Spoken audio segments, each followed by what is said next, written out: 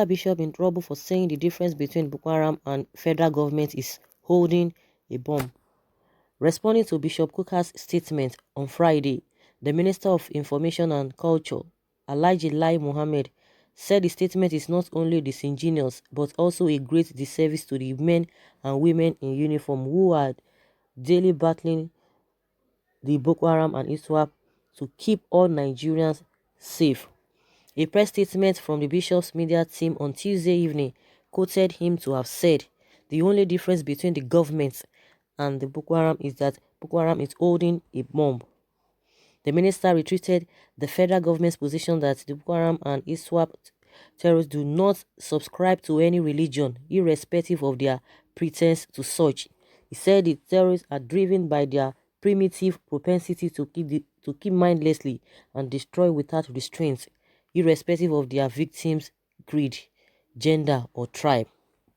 Lai Mohammed said, to now attribute the actions of this mad bunch to an orchestrated and systematic plan to elevate one religion over the other or decimate adherents of a particular religion is not only unfortunate but divisive, incendiary, and insensitive. The minister, however, appealed to religious leaders to be more circumspect in their comments, especially on religious issues, and also make a statement that many of the clergymen will be invited for chit-chat to know how to deal with them. So guys, the saying of Dino Melai that if you speak the truth, you peme. If you don't speak the truth, you say peme. So why not speak the truth? And peme. Because it's really surprising to me that Bishop Kuka at some point, people usually see him speaking or be on the side of the masses, but all of a sudden again, he just changed and started singing another song. Now he's singing another song again. So the best thing is to say things just the way they are, but that is the way he feels. But majority of people are saying or seeing this whole thing in a different way. What people are saying is that the government is not doing much, and I was even thinking that Lai Mohammed is going to still stand on what he usually say, that these people have been defeated technically, because he uses that word. That was the time he said there's no way that he still stands on his word, that he will continue to use that word, that these Boko boys have been defeated technically. And we always say, what is the correlation between technicality and reality? What we see in the recent, is different from what they are saying, whether they are is talking about a paperwork. But when you talk of reality, what he's talking about defeating them is not really applicable. And again, I was even thinking he was going to talk about, how the bishop, really insulted them, that they, describing the Boko boys like they themselves. But now it's not shifting the whole thing to the men and women, the soldiers, that upon all their efforts, that for someone to come out and be saying that, he didn't make mention of the soldiers. He talked about the government, and which I was expecting Lai Mohammed to have said something, and he didn't say anything. Rather, he tried to divert the whole thing or shift the whatever the bishop said to the Boko boy, to the army, coming out to tell us that, oh, what he said is disservice and is divisive. That is what they always say. But that being said, for Reverend Kuka or Father Bishop Kuka to say that he knows what he's talking about, but people see the whole thing differently. But irrespective of how you see it, the problem, the issue is that, there's insecurity all over the place and nothing is being done much. Nothing much is being done. But the unfortunate thing there is that the people who are always facing this Boko boys, they are the ones that one needs to pity, because they are uncles, they are people's uncles, they are people's husbands, they are people's fathers, they are people's brothers, they are people's, maybe the women, they have their own session where they go. I don't know whether the women go to the battlefield, but irrespective of that, these people, they are human beings too. Why can't they be well treated? Why can't they be well equipped so that they will do the work which they have already volunteered? Because this work is not a tea party. It's not all about, okay, I want to get money, because those big ones, big soldiers, those big military officers, most of them don't go to the battlefield, maybe once in a while, but most of the time, from my own thinking, most of those younger officers or you know soldiers, they are the ones who are always at the battlefield. And if they don't have the right equipment, what happens? That's why most of the time they fall casualties. And to the extent that these people take this battle to their doorstep, and they overcome them most times. Of course, the soldiers, they still really get the military still win the battles at times, but how many times these people are really having upper hand. So that is the area they really need to work on. I think the government should concentrate on how to equip the soldiers, fully and very well, so that people will not just be dying. It's very unfortunate. It's very unfortunate with what we've been experiencing even as a nation. A lot of lives, are going day by day, day by day. Untimely death,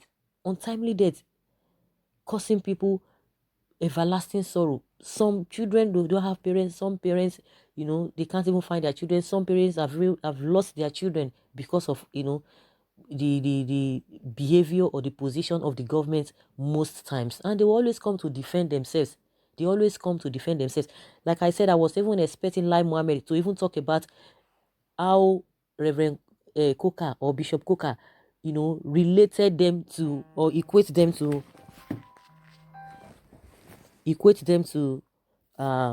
Boko Haram. That the difference is just those ones carry bomb, and but that being said, they need to do the needful. They need to just equip these soldiers very well. Someone says the bishop had made a very serious and factual statement of the year. Touch him and you will bear the consequences. General, in general, I don't know what this person is talking about. The bishop has said it all. Someone said we are waiting for Lai Mohammed to step down. He will pay for with the person say he's going to pay whichever way that definitely is going to pay for all that has been happening. Someone say, Lai Mohammed, remember that you will leave this post one day and we will be here waiting for you. Learn from Saraki. Wow. How many Boko boys and ISWAP have been arrested, prosecuted, and sentenced in spite of all these glaring killings of Christians? Buhari has not done anything to convince the world sufficiently that he doesn't know about all these miscreants. The man of God just said the truth. Why attacking him? Simply because he said the truth. Who does not know what is happening in our country? I beg, leave the man of God alone.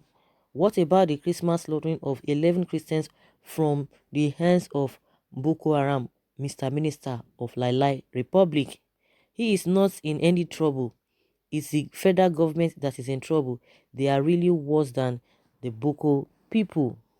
When will this man get tired of lying, attacking the truth, and despising people who have integrity? This government is the sponsor of this Boko Haram. That is why they refuse to change security chiefs. Someone say Lai Mohammed is the Boko Haram informant. He knew all those killing Christians. He who doesn't want to hear the truth is a devil. Lai Mohammed, his age is due to take sniper from mouth like whatever. And someone said Bishop Kuka is a disgrace to Nigeria. He is taking religious rivalry too far. He made me hate his like. Wow. These are devils incarnate.